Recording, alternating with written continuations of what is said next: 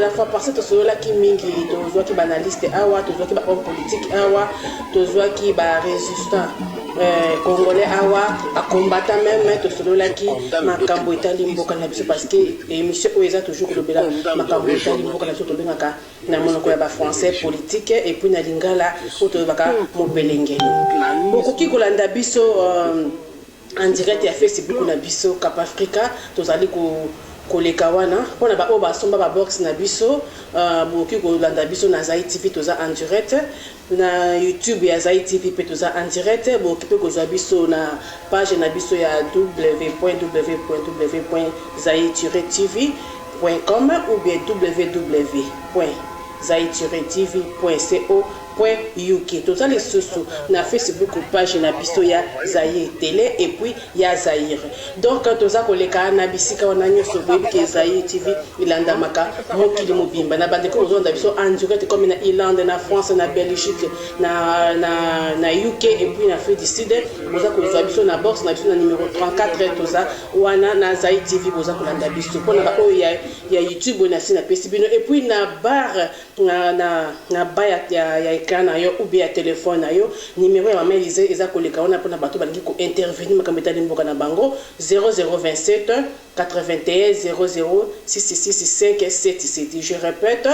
0027 81 00 6657 pour na ba intervention parce que dans un bateau vraiment ba yebi koloba lelo na plateau et ba koloba kitoko et ce que vous allez kamba ko bakisa ou bien ko sunga ou bien ko compléter ou bien ko contredire selo yo eza bitumbate toko sola mo bon mon message to boya na Zai TV toujours ba injure il faut que le ba makambo na ndenge yo comprendre tokobo ya conception na yote mais na limemia pe na respect ebele. Merci beaucoup. Alors toza vraiment ko zelater toza ko kota na lombangu po to kenda vraiment ko expliquer ou bien ko nyinyola ko manyola makambo oyo na ndenge ekokina sana de invité na plateau baza batumoko oyo vraiment balobaka bien mais avant la côte sabango je vous dis bien que bo s'abonner na YouTube ya Zai TV parce que ekopé sa biso possibilité ya kosa ba émission online donc ba vio na bino eko aider biso ce qui est ebele pour tout ça na ba émission online donc bo subscribe pour na ba ya français na Zai TV YouTube ça support na bino na Zaïre TV. Merci beaucoup Nazali vraiment na des invités o baza pe nanga régie ako côté nanga bango donc baza batumoko vraiment balobaka bien donc na gauche nanga Nazali na le grand journaliste international Francis Masela donc boyebi déjà donc Azastar ya média boyebi alobaka bien à l'obéla pemboka na bien na ndenge ekoki avec beaucoup de respect. Alors à ma droite nazana papa na biso azali moto à l'obéla kamboka na ndenge esengeli. Donc papa na ngai Lorenzo Moussassi na bomona qui est na plateau ya Zai TV la fois passée et alobaki vraiment bien azala ka violente mais azo expliquer vraiment ezo kotayo. Merci beaucoup nazana bango papa Laurent bonsoir. Bonsoir maman. Okiko pesa mbote balanda Zai TV ba kata mungongo nayo. Merci mingi pour la parole. Balanda Zai TV na pesi bino mbote ngai nazali papa Lorenzo Musansina nazali cordon ya Congolese Freedom Fighters nazali pe analyse politique. Merci beaucoup. Cordon KFF donc Congolese Freedom Fighter bazala ki awana nyama kanza je pense que bozo basusu elongue peut-être moi championnat vinette au district bango. Alors à ma gauche à se présenter moko le sikoyo papa Francis Masela le grand journaliste international. Bonjour papa, vous se présenter. Bonjour maman, en tout cas merci. Comme on a Francis Masela, major journaliste de la diaspora donc ba message comme un journaliste international. La diaspora congolaise, pourquoi? Parce que tout le bilan mingi makambu au Italie, Congo. Donc merci pour l'invitation. Merci aussi de l'opportunité pour l'émission donc merci beaucoup Yoki papa Nabiso Masela bien donc vraiment tous vraiment devant journaliste et puis on a vraiment que makambo eko lobama bien pour les journalistes et lobaka. Nous sommes là pour parler. Alors tout quand on a le moment décortiquer parce que tous ça na le comment tous le belon dans tout banti politique ezali analyse ya politique ya Congo. Donc analyse ya politique ya Congo ezali le comment ezali vaste. Donc ce qui montre vraiment yebi Congo ce qu'on attend titre wana donc a ko zapete a ko le kate parce que eza le comment eza mudindo so boko tsango na bokebité boko se retrouver na monde moko ya kobunga. Alors papa nangai Lorenzo na koki ko loba ete na ko banda penza nano muke kotikela yo penza o décortiquer makambo oyo. Papa Lorenzo tomoni awa na ba semaine yuti koleka awa batindi liste ya ba ministre ya mboka na biso.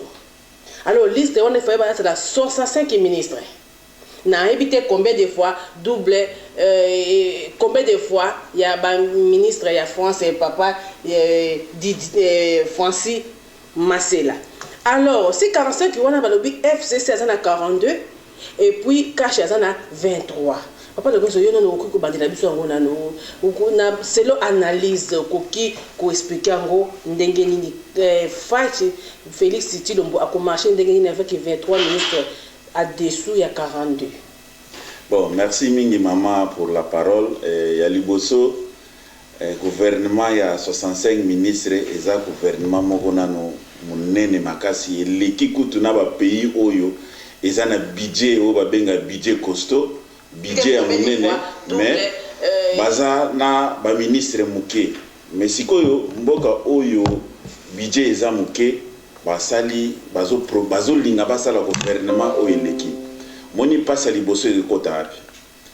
cabinet ya ministre na soko tali budget oyo cabinet ya ministre moko ekonsomaka.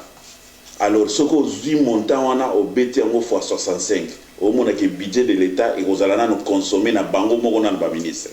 On a problème à liboso donc mboke aux alana na problème wana. Si ko yo na mutuna na yota mozo tuna ke Félix a ko diriger ndenge nini yaza na 23 ministres FCC 42. Bon, Félix na no en soi aza na 23, mais na 4 na ye Félix bazana na likopa na bango na INC donc na 23 na il faut ba kabola lisusu yena caméra il faut ba kabola siko so totali Félix IDPS aotika na combien siko mama ozomona passe à Félix ezana passe na ngo uta na FCCT na ba congolais te passe na liboso zo uta na famille politique na IDPS parce que na mois 23 na so ba kabola na caméra si j'ai une bonne mémoire on dirait caméra a 10 il y a 13 ou bien quelque chose comme ça avec 13 ministères, soit parti politique et bundi combat il y a plus de 30 ans. Ba chômeur baza combien parce que na mboka na biso musala ezalaka te. Surtout à chômage so ezalaki année passée 17 au moins année prochaine ngo koma ezo obeko kita. Donc bato bazo za année musala. Beko kita. Ozo comprendre maman. Siko ba combattant IDPS nyoso na babanda ko espérer que ceux qui moko na biso du pouvoir to kozwa misala. Na moi 13 ministères à Rosa nango akopesa nani akotika nani wana ba combattant soko ekomi na famille biologique ba o pe bazalaki na moi misala na bango mike batiki balobi ya azu bokondi ba yeko lukaka bokondi soko ekomi lisusu ke o province na ye donc ozomona pasi na liboso ezo banda wana siko tango ekokoma yango likambo yango siko en face nanu ya allié principal na INC ko potana wana entre bango deuxième passe ekokoma siko yena FCC ya Kabila wana siko place azali azana présidence te mais azana 42 ministères azane siko na pouvoir auto bengi na ligala mpifo ozo comprendre que mutu azane na présidence te mais azana mpifo nyonso ya mboka parce que bisika nyonso oyo yoko kende soki titulaire okuti mutu na ete adjoint okuta mutu ne ipso facto dossier na yo il faut le kakaka na mutu moko Kabila il faut ayeba donc en quelque sorte Kabila a le contrôle du pays donc akoyeba nyonso ezo leka na mboka donc en résumé président Nabiso azana difficulté munene à diriger alors pas problème ezaboy ou soit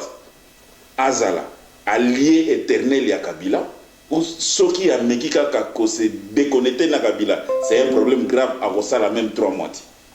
Donc, aux hommes qui passent à Félix, Dans un premier temps, merci beaucoup. Alors, nga mokolo na zu micro pour que dans ce qui savait pas, il y a papa Francis pour la question. Alors, nga analyse nanga si 42-23 papa Francis na papa Laurent donc le baquet ils ont le col la basali Félix sabotage. Basali Félix sabotage, ba mona ki IDPS dans 38 ans azo gagner monopole à pays. Ce qu'on oublie marche, il a des marches à solo. Ce qu'on oublie tout ça la bon, tout PC présidence. Alors, azanga ba poste, ba to ba yinaye. Pour ce qu'on tali bilan, banda décembre tilelo, et qui ba te belé, ba bimi na katia IDPS papa Francis et papa Laurent. Ba découragé. Nasina mona coup de vidéo, mon doit bien, en tout cas président, ça ka étiquette ya solo. Est-ce que motabongo oza si ki aza solo na ka IDPS? Hein? Donc, pour nous, ils ont vraiment le komoko yeka hasard, ils ont piège moko boé, ba initier bateau. Moi, ni ba famille déjà ba comme ko finga. Ozo mona, bateau y a parti politique ba comme ko yina. Et mukie et ko kende boti tant que président gouvernement ko bima. Et donc na oyo ngana meki ko analyser makambwango. Tant que gouvernement ko bima on dirait donc il est pour ça dégâts moko ba te belé ba olongwa po bazos asina Félix mais bazos ya nzoki ba ko moi place certains na moi gouvernement ou bien na moi poste moko ata moi ADG ata mais ceux qui bazangi nyoso ndenge Kabila azo kanga kala ngangu tous les postes et que ça vraiment moi passi ndenge na analyser yango alors otoko tikala papa Francis amikako analyser place wana. Ok, merci maman Élisée pour la parole. Au moni question na yo question moi vraiment ils a bien ils ont mérité aussi vraiment la réponse to analyse tout ça là bien pour bato pe ba na biso ba comprendre ma mningi tambo na Congo. Ngana ko lo ba problème au Félix a coûté nango ils a conséquences ya okini. O moni ba lo ba na lingala ke ba sala kali ko panando kité. O ngana ko lo ba ngwana. Donc, tant on a le bandoki, on a Kabila Lelo en personne, Congolais n'y sont mon Raindoki, il y a Congo. Si vous voulez, ok, collaborer, tout ça la coalition, tout ça l'accord, Moroboy, Namoukou, il y a Ndoki à Congo. Moutou Azala Makila, il y a Congolais, il y a Mabokonaï. Moutou Azala Makila, il y a Bana Est, il y a des jours au jour, maman, papa, Bana Miki, fille, baza violée, maman, baza violée. Pas nani pas ya kanambe mais Félix a quelque kanamana ba on lieu de mon résultat ba on bazui kanamba bazui 42 ou été na compte na bango ya FCC côté na bango ndenge cordon le réseau to ba awa bazo moins na 23 yekuta ke musika lobike akekutu pemeni na lobike soki ba kaboli yango na ANC ya Vital Kamerhe na cash ya ozwa ndeti ya 10 IDPS c'est 13. C'est quoi yo? Tant que il y a des décortiqué pour ta vie à famille. Bon, ce qu'il y a bossani, bon mobiso diaspora. Diaspora oye bundi bitumba oyo. To risquer ba vie na biso na ngo sana. Depuis ça va de soir à tsaké na diaspora ba kizengi baza kuna ba bourrique ba vori. Mais ici nous avons des gens au bazar bien étudiés. Batangi na mboka oyo, toza ba congolais na mboka oyo. Ba silisa ba université baza ba licencié. Ba gradué baza na kata mboko ba on peut penser que soki kanambe les lois longo na pouvoir les lois mona mboka azui bokonzi et ko pesa biso avantage ya kozonga na Congo to ke ko servir mboka na biso ko mama to sola na bosolo bato ba na biso ba les lois so de bito zo na Congo Félix a place où Félix a pesa biso ba diaspora ça ah mais au Congo zo pesa ya et pas face kasi il y a moi yo mo pesa na réponse à bien et parfois il y en a qui sort né en wana quelqu'un qui a combattu pour notre alternance lélo mais a zongi mboko na ye a beli à côté hôpital ba yota la dina nga kofi donc mais ba kundi est cher il paraît ah maman tant mon azaki na bon mo aider été est-ce que mon ta kofi bo bimisi ba mbongo beli pour na konda c'est ça on national va répondre que na on a résumé et ça conséquence ya coopérer ndoki va coopérer na été et bon to kini na ba élection moko boy o ezala ki tout droit au bi normal pe démocratique mais to kini na ba élection moko boy fantoche ba élection moko boy kuta ba donc ba élection moko boy o yokutu eza lisolo mo ba beta na landango eza comédien mo ya ivoirien alobi ke eza ki na batumi balé eza ki na 3 personnes africain, européen, américain. Bon, on a voté aux États-Unis, voté après 48 heures, on a voté au France, il pas d'abus de la race qui voté, mon conseiller après un jour. Au Africain a dit bino tout vous arrêtez. Mais pas la biso avant pour nous qu'il ne voter déjà. Na yebi déjà président au Africain. Vous comprenez maman des autres. Donc c'est ça moto moto élection ça la manango mais to yebi déjà que moto comme on est président ça mutinga mutente. C'est ça qui passe dans notre pays Congo. Il y a un résultat, il y a Marabutu, il y a opéré. Surtout qu'il y a une élection libre et transparente. Makambo tout que FCC ils ont 40 même. Nous n'avons pas de problème, mais aujourd'hui, nous sommes obligés à avoir des conséquences parce que notre propre frère Félix, excusez-moi les termes, il nous a trahis. Parce que même au même, il y a même FCC, Nakash, il y a aussi des postes qui intérêt peuple. Intérêt peuple, ils ont balia, la base à la bien, c'est tout. Peuple, nothing. Tout bien fait le roman. En tout cas, merci-moi que c'est un plateau. Donc, Congo vraiment a avancé dans la technologie qui avant de voter déjà, si bah yebi monto yo akozwa. Et ça li vraiment pas si bande ko bolandi vraiment 42-23 wa na kati ya biso 3 wa moko apesi espoir à Félix et je pense que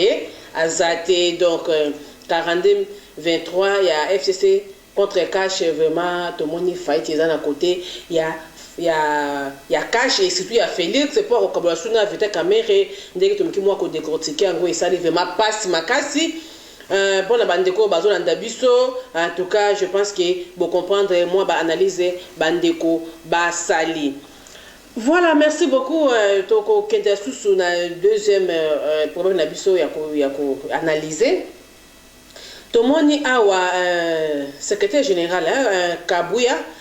a présenté 3 personnes. Oh ba kozala ba bourgmestre.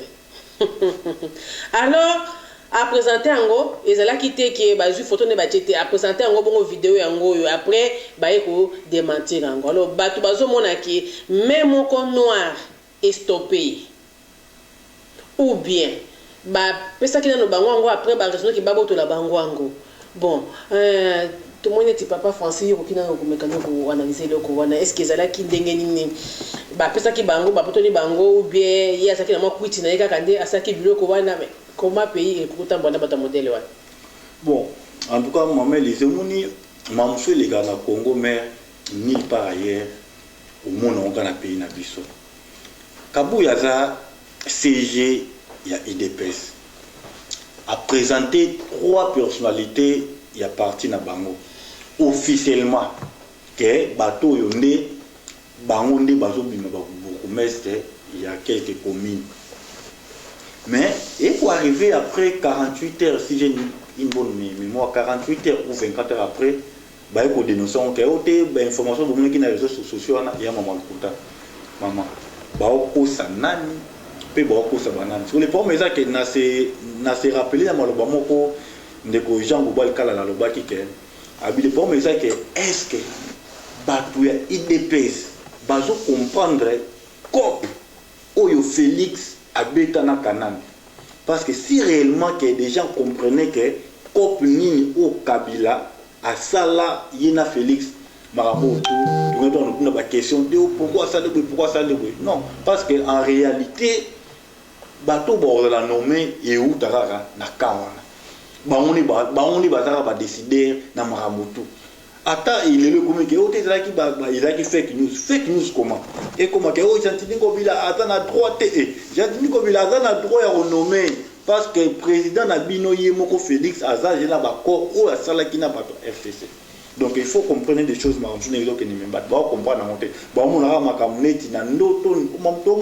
ce sont des réalités il y a d'accord on a bon à Salaki. Donc ben na droit père boya na bango toi bourgmestre on a ou ba la kisa ki na TV to munaki ba réseaux sociaux au kabuya na bango mo CG na bango a présenter qui na partie na bango mais le seul comique ba boya on to comme ils a réalité na que ba c'est peli na bango na bato wana te ba bato na bango ou ba déjà prévu to prédestiné pour notre ba place. Donc il y a voilà qui analyse ya journaliste Francis Masela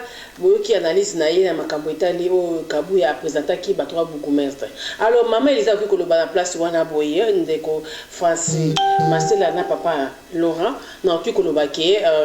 bato ya IDPS bandeko na biso bolala.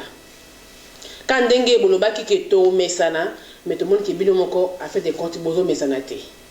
Premièrement bo mesanate Félix Aboy liste yaki. Oyo utaki na et pas Kabila ou ba ministre. Mais il fallait qu'il dise bon il faut mesana. Bozo mon il faut mesana. Bon bozo mesanate. Comment bino bo perdre parlement, bo perdre Sénat, bo perdre na ba poste ya gouvernement. Alors, il y a donc gouverneur écoute binoté, mais comment on dit qu'on a la bourgmestre? Et puis que si beaucoup on a la chef de quartier. Alors, problème est na comme on a idée peut-être que à la charge à bateau belé. Mon ni bateau bakufa, ba aussi mukendi bateau belé bakufa, ba matungulu bateau belé bakufa. Alors bateau na tourna et comme il se Félix charge, est-ce qu'on va poster ça muki alors comme qu'on créer ba conseil va dans les belé, bon là qui est à côté à moi va dans les bourgmestre, chef wazando, ba biloko na tuana, a communauté auto do bakana lingala karaki Congo Lamboto. Moni masangambila. So moto amelia papa boy bakamba wa se wa kaza kilo wana. Do yo moto zangi Congo Lamboto. Alors boza la Congo Lamboto te. Ba doko boy bi ngala te do Congo moto za ba site mo boy tikala kana se ya masangambila sikoza na kwiti yo ya moto zangi masanga nde ya loko esili botika tana Congo Lamboto. Alors botika kozala vraiment Congo Lamboto ezala kitoko makasti IDPS bosa la soni. Papa Laurent soko ki ko compléter na place wana. Oui, dossier wana et Sadisoni. Au moni ba politicien na biso moko tolobake ba miye bakate o bie basala ngona nko. So biso nyonso tolanda ka ba politique mboka mususu ndenge esalemaka. Secrétaire général il y a un parti politique. Pas comme IDPS où ils ont plus de 32 ans. IDPS c'est une grande réputation. Monde mobimbe yebi IDPS. Alors ça secrétaire général à parti wana. Quand tu sors quelque chose, exact qui na 48 heures ou bien 24 heures, non. Et secrétaire général à parti Mounene Ndengwana, Azamutu Mounene Azoye déjà politique en Boka. Il faut s'assumer dans certaines choses. Avant Oloba, il faut manulalole monayo. Ba bimisi batu, misatu, ba o ba kozala ba bourgmestre. Ye mogoli susu ba retirer o gentili en boyi o boyna boyi. Mais tout le monde comme il partait ping-pong, côté liste qui a ministre Félix Aboyi, côté liste à bourgmestre Gentini Aboyi. Donc bah comment ça canana peuple. Bon, au moins maman Isaac bataille de peste basée bah sauter dans quel bois il faut maintenant se confier parce que ici quand nous bazo mona ke ba okenena espoir ya bozo ebele bazuti à part ka présidence ne bazwaki. Nazozo ngila ndenge journaliste international lobaki ba koro yo président Félix Asinyaki na Kabila ndeza baza makambo ebele parce que ezanete singa batikeli mo liberté bo sala ba kora biso tokozwa boy soko bolingi bo toucher place ya Kabila ba bendio na singa zonga na ta kokoli yo ko sa makambo te zonga na ta na pese exemple au moni ba petit yo nani fils Mukoko Wabimaki azo manqué Joseph Kabila quand le mal du Congo c'est Kabila boyna boy ba beret rouge babimi ba beret rouge babimi bazo yeb sa fils Mukoko ke tuna président na yo Kabila wana ozo sakana ye azamutu o ya pesi président na au pouvoir pe azo benga ngokop alobi kopo yo tozo ngona makila donc toko kabango boyete bebi so to pesi bino na pété il faut vous respecter. Azoya kobakisa azolobake cour constitutionnel ceux qui va signer un renango bakakolaka te mais ceux qui va remarquer que erreur matérielle glissée bakozongi la décision na bango alors tokozongi tokokotisa erreur matérielle o glissée qui tokofongolango pona l'élection. Papa Lorenzo elingi lo banano nini ndeko Francine nga elingi lo bake bango basana résultat moko boya bien ezali bazui ya faute bache ba pesi résultat Alors so sakana bango donc ba koti so engeo ba ki ba benga pe mwana mai ki en tout cas ke ba so blaguer na biso to ko misa na biso pe bo la vérité hein. Oui maman mais eza biso ba tozo lobate bazo lobango parce que ba lobi clair na vidéo wana ke banane gens ko ba pe ba mwana pe hein. Kasi tu ba pesa exemple ba lobi biso to yebi ba tunye pe ke yo yebi entre Shadari Fayulu na yo to yebi nani a gagné quelle élection. Pe ceux qui ont sakani to côté erreur matériel. Mais tout le monde qui n'a nani TV batte que Fayulu le premier, Shadari deuxième. Est-ce que Zaki ba kasi bangonde ndenge balinga kit ba beret rouge ba lo baki bongo. Kasi bangonde ndenge balingi yango azolo ba ke ceux qui ba kotisi erreur matériel wana cour constitutionnelle ko zonge la décision na bango oyo ba lo ba ke muta gagné élection eza Félix.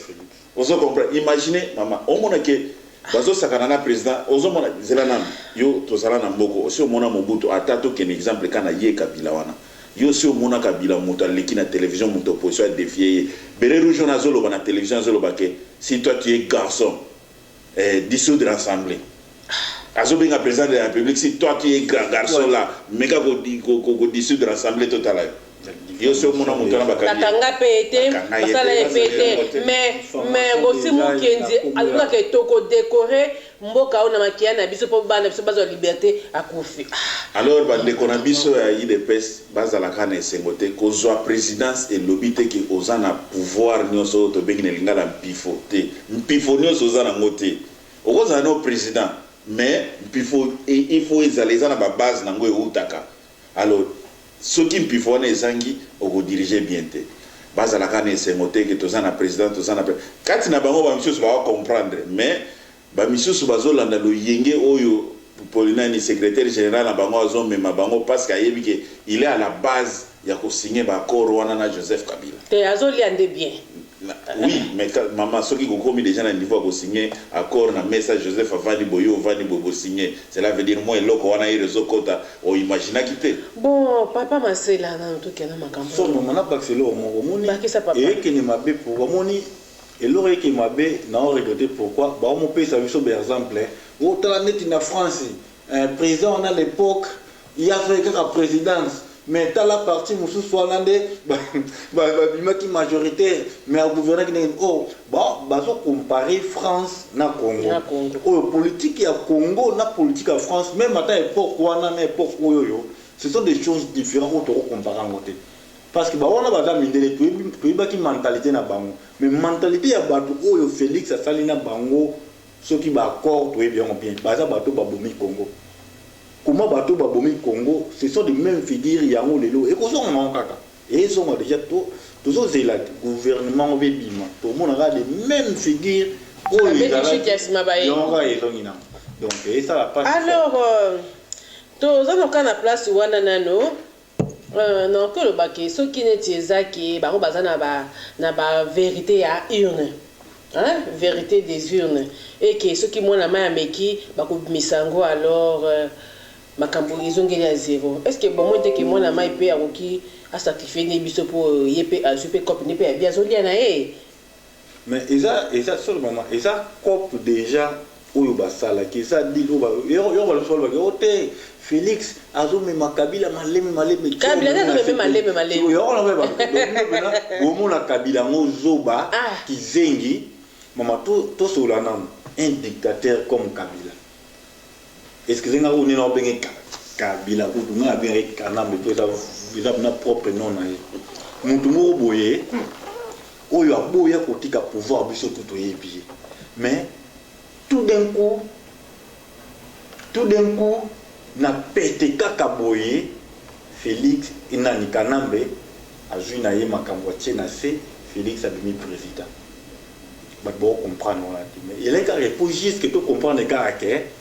ils a cop oyo Félix na Kabila basalaki donc ba tout moni ba bere rouge na malbaki ba ya bazo baté makambo ba lobaki ba yebi make vrai gagnant ya l'élection mbala moko pe dépesi nye oh ayebi taraka ki lobake abara ke soki Félix aza mobali a dissoudre parlement wana mama kabu ya pa lobi soko moni mutu aye ko biso mabe pona kabila bamba e mabanga toko mwana do soko moni mutu kabu ya azongi alobi ke soko moni mutu abike bako oyo ni mutu sauver biso bolingi yango na kati ya bamba gagi tolingi apa bandimi mais alingi kaka affaire konimisa bango na bakati abano pesa bango ba explication moni soko kei boye fin de faire à pandémie. Vous avez encore moi dans l'office mukoko. Office mukoko a le bamakamou beaucoup ezanze. Ba pese mutu kana na mbongo afandi nye sili parce que azobi misala banane vérité. Ben zalaka bongo. Suka ba terre donc batu ya ba bere rouge mbalo ki maman Élysée dans ce que ba yebi gagnant ba élection, vrai gagnant. Ya ba élection il était en 2000. Mais chose grave que ole ba bamba kabundi mabanga tango abike soki moto a lobby mabe ya FC sobe ya kabila bamba e mabanga ole banga bamba mabanga bagangi et puis que natali bonabi mo eza idépcité comprendre bon donc pour to clôturer na place to ko loba que lelo to ko boyebisa ke papa Mobaki loba ki vérité ke dauphin ya kabila aza na opposition oui to ko loba ni papa bon alobaki vérité omoni ba papa Mobaki wana eza batu ba mener vie moko ya combat makasi mais ba yeko sala erreur na dernière minute tango alobi ke dauphin ya kabila eza na opposition azaki na raison parce que ayebi na dernière minute tango ba bengi na présidence ayoki masolo a comprendre asali analyse de alobi bongo mais aza na raison to mona ngo to moni yango lelo to sala penda to raisonner penda bien il est pèse 32 ans à pouvoir. Papa Tshisekedi azalaki wana donc mbutu na Mobutu boy na boy Mobutu a commis boy ba nommé premier ministre signé boy ya abomi yango penza barré signature ya Mobutu le dictateur Mobutu le président au pays africain bazobanga Kadhafi kutu plus de 120 avions de chasse mais biso tozana ngo regarder mais Kadhafi azobanga zoloba ke soki ngana zalaki net Zaïre mbele na Afrique na mutu te mais Mobutu wana Tshisekedi a défié abo ya barré biloko wana 32 ans. Papa Laura Sophie Koyambara intervenant. Allô? Allô, bonjour.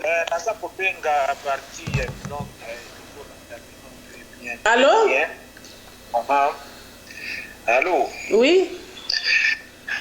Naza Kobenga parti à Londres. Oui, papa, je pense que aujourd'hui on a besoin en direct. Ok, vous intervenir. Toujours l'andabino très bien. Alors, mbote na na Masera, mbote na Lorenzo. Alors, mbote pe na yo mama. Merci. Likamonga na lingi koluba po na lingi na participer un peu mukepo na meka kunyanyola mwa likamonoko po. Dernièrement nani parlementaire moko américain et nani ya Belge à lobby boye. À lobby le Congo ezali étaté. C'est-à-dire Congo ezali vraiment place oyo bokoki kotia ba gouvernement te kotia ba structure nyonso te. Congo ezali système ya business. Vous comprenez le système ya business. Alors le système ya business wana pour la business lokuta boyibi makambo nyonso elekaka kuna. Siko biso ba Congolais toza kokanisa ke makambo malamu ekoleka na Congo biso peuple congolais toujours kanisa ndenge wana voilà batira biso gouvernement omoni nini social ezo fonctionner te éducation ezo fonctionner te neti dernièrement na yoki na Kinshasa wa donc bana oyo batangaki na même école donc école wana epesi minerva ya combien ya $700 plus ce qui $10 ce qui $20 il y a qu'on réserver place Margot tangaki na école wana au passé na école na classe mususu il faut réserver place mo pesi $20 ozo mona ke eza lisusu etate eza business Tango biso ba Congolais toza kozela ke gouvernement esalema. Nini social esalema. Éducation ezala bien. Mine kuna bongo epimaka. Oh nini budget ya Congo ezali nini. Mais bango bazo sala business. Yango eloko oyo ke biso ba Congolais il faut to sindika. Congolais a kosidika mukolo nini. Yango eloko na pesi vraiment na participer na makambo oyo bozoloba. Merci. Nakanisi bokoki kotia ba commentaire bino pe bo analyser bo pesa ngai quand même moi maboko wana. Merci beaucoup ezaki papa Jean-Marie dans Londres. Papa merci. To landi surtout papa Jean-Marie très clair. Et là qu'on faisait lobby et fouiller surtout mémoire net singa na pour répondre que vraiment sur total makambo tout ngezo qui ndele vraiment surtout bengele ko na businessité na ebité comme ni to koko benga. Na ebité comme ni na ko benga ngona mte soki ke to bengi politique ya Congo ya lelo eza businessité na ebité comme na ko benga par exemple moto ko olinga nkoi aleki afingi kabila te pays na ere boena même na ata mobutu to vivre boete bazwe ba piseka poste moko tcha akomo komisa kabila batu ne question alobi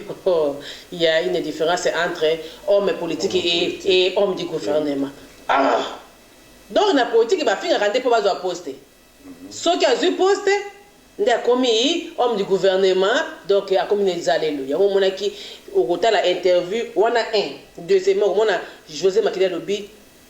il faut to bengana ba Rwandais wana awa il faut to chasser bango awa les gens il est très baillé wana makolongulu tango ba komi tango ba piseka poste bino ko bona ka photo wana oya papa Makila Sundama donc eza soki eza business ité to ki koloba nini papa Francis Marcel ngako tuna Barcelone moyo utangi José Makila utangi na olenganko bongo yemo na no Félix. Nous avons des vidéos où Yemo Félix attaque Kanambo Roswata il était alors que les messieurs là ont mérité que la prison Congo ont mérité même tout kangaye tout tient na prison Félix alors bon on a tout donc il parlait faut donc confirmer tout pour affirmer le au papa Jean-Marie lobi que et comment dans le monde il y a business que il y a tout finga qui na yo tchara makele ba obeno il y a moi d'accord au finga qui Kabila bendio talanga na comme président de la République pour ça la boy oh utalibo il a des bons mois OK ça va papa nandini ça met kalki na tomata moi des meubles au betika kalki la taba bâton des là au monde abonné ko vendre na commune à Kalam mais une fois qu'a commis député a commis ministre a commis ma campagne donc et comment on a déjà business pour na pas mon lobby qui y a éducation na que mission moko na kiosque et ça n'est vraiment pas si j'ai vu une dame comme ça aza mwana ya militaire azo complaindre pour na cas ya bana ba soda na camp aujourd'hui des enfants des militaires baza abandonnés na ba camp bazo tangate mais bana wana ba papa na bango bazo sacrifier vie na bango pour na Congo ils sont prêts vraiment pour na kufa pour na Congo bazo défendre Congo bazo tinda bango na ba France ka bitumbezali mais bana ya batu wana o bazo kufa pona Congo ils sont tous négligés par le gouvernement congolais ba autant raté la fille là maman na oyo maman disait elle a pleuré aleli na émission même nga mona dans l'émission na téléphone nga moi aussi j'ai commencé à pleurer pourquoi parce que natali dimension ya kimutema mabe na égoïsme oyo ba gouvernement oyo ba tokoki koloba wana ke ba militaire o bazanga ba grade baza connecté na kati ya business wana te ba oui donc quelques généraux na ke connecté baza connecté na kati ya business donc ba o ba benga bato atrada se baza na kati ya business baza na ipaza militaire ay marambo tozolo ya bande ko tozala soda mo na kati ya plateau lo ba wana bouger l'écran awolo ba so bana na bango baza vraiment négligé mais bato ba opino bundela mboka mais leurs enfants leurs filles ou fils baza négligé na gouvernement congolais ba otanga te ba oza na même vie sociale oyo koloba cool donc pardon ba place ba ola la raso ki na ba camp maman ou regretter moi na sala moi 2 ans na ville ya Kananga na ONG mon ando sala kuna il y a policier, né militaire. Mais un jour, j'ai été allé chez lui pour rendre car à visite à Pombaboué. Oui, maman, Nathalie Ndako, Oyo, un officier congolais, Moutou Azo Bounilamboka. N'a mon coup d'Andako, n'a pas même comme Melata Maya Pambote. Mais n'a pas comprendre qu'ils sont là pour. Il y a bien intérêt dans le Congo, il y a un terre business. Mais il faut Makambo vraiment, et si là, tout le monde la Congo, tout ça la Congo, n'a pas solo, pe na bolingo nyonso. Merci Papa Lorenzo, kuki ko bakisa mwa makanisi na iloba ya Papa Jean-Marie Alobi. Oui, makanisi ezali ya liboso na remercier Papa Jean-Marie na sujet na kitoko oyo abakisi na émission na biso lelo. Na ko intervenir nanu na 3 points mais na liboso na kobanda na point ya enseignement na makambo ya parce que tu as appelé les autres partenaires à investir sur d'autres sites. Oui, maman, donc les points où ils ont très important parce que là ces autres ont calamité. Monica Keloko lobby. Moi une école la mission n'a pas un exemple el Kamumu qui école. Mon souhait le plus vif est de voir les activités de Kibali s'étendre au-delà de ses limites actuelles. Ces vastes projets, qui selon ses promoteurs est encore en cours de développement, représentent un investissement de plus de 2 milliards de dollars et a permis la création de l'emploi.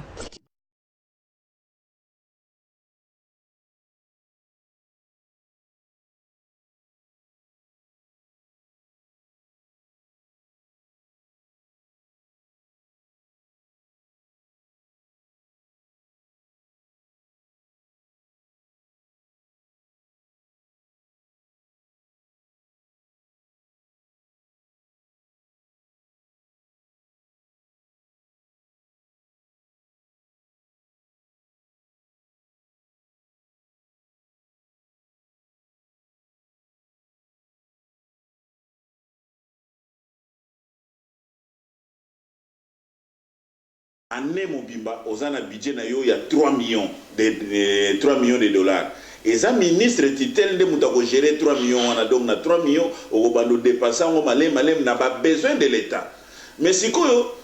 ministre a coopéré na cousin na ye, le ministère de l'Agriculture, au projet Mogoboy, il faut passer la bilanga, il y a un Congo, Mogoboy, il y a 200 Congo. Si on a 200 Congo, on a fournir, ou on a facture, le ministre signé, il y a 2 500 000 de dollars. Donc, na moi, mon ministre a bouffé 2 500 000 or budget annuel là il y a 4 millions.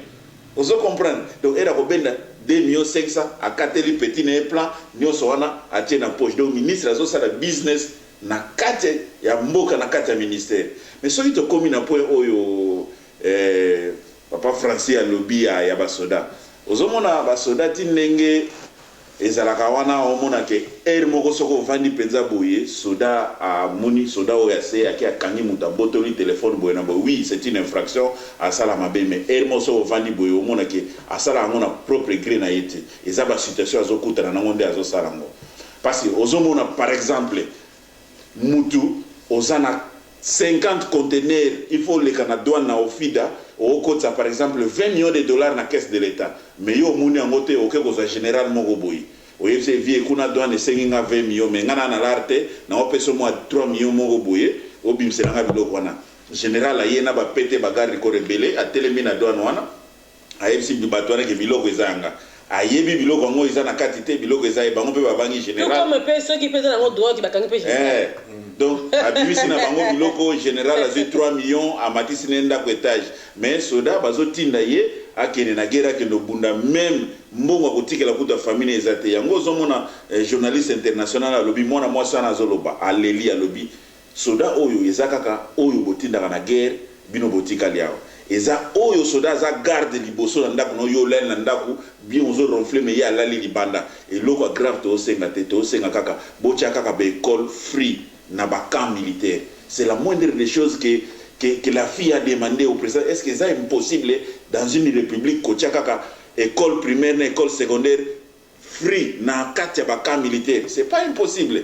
Vous comprenez maman, c'est la mauvaise volonté, la mauvaise foi. Alors bango tango ba okota wana yango moko pe soki ngape na komi président na kocha na ministre muta mpia kate parce que area zampia ka wana oche wana abandi ko raisonner na mona ki voiture tel il faut na somo nyoso zo bima na caisse de l'état donc yango zo mona business ezana niveau